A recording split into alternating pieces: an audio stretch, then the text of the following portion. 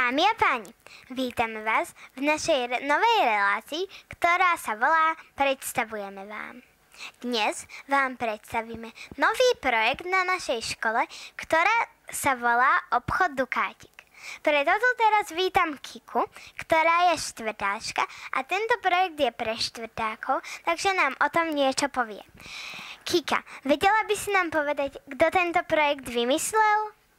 Tento projekt vymyslela pani učiteľka Šimončičová zo 4. A. Pani učiteľka Šimončičová nám niečo povedala. Môžete si pozrieť, čo nám povedala.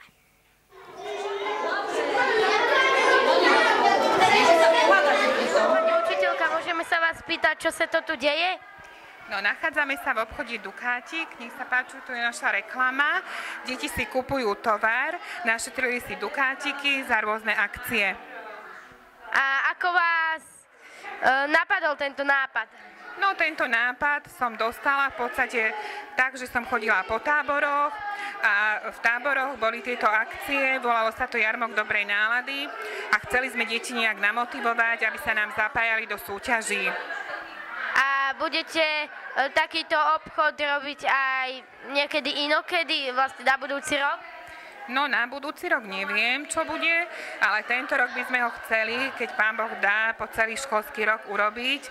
Raz do mesiaca otvára tento obchod. Ďakujem za rozhovor. Takže Kika, dostala si aj nejaké dukátiky dneska? No, dneska som dostala 4 dukáty za to, že som urobila v pracovnom zošite úlohy. A celkové zo všetkých dukátikov, ktoré si našperla, si čo kúpila? No, kúpila som si za nesliského hada. A páčil sa ti tento projekt? No, tento projekt sa mi veľmi páčil a dúfam, že sa páčil mojim spolužiakom. Opýtali sme sa aj iných žiakov, prečo a čo si kúpili za dukátiky. Môžeme si to teraz pozrieť. Takže, ako sa voláš? Richard Pančok. A môžeš nám povedať, na čo tu máte tento obchod? Na to, aby sme si mohli kúpiť veci. A za čo si ich kupujete? Za dukáty. Za aké? Za to, čo vyhrávame na súťažiach. A ty máš koľko tých dukátov? 7. Už si volačo aj kúpil? A čo si tak asi platíš?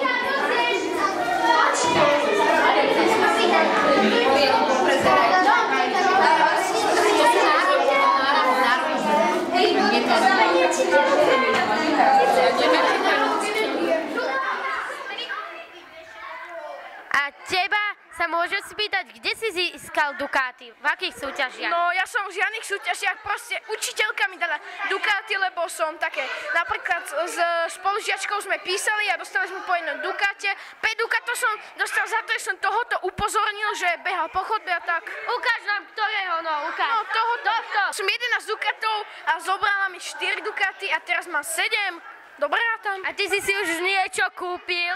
Nie, ale plánujem si kúpiť niečo, neviem ešte čo. A čo taký dobrý? Môžete sa spýtať, za čo si tu kúpil?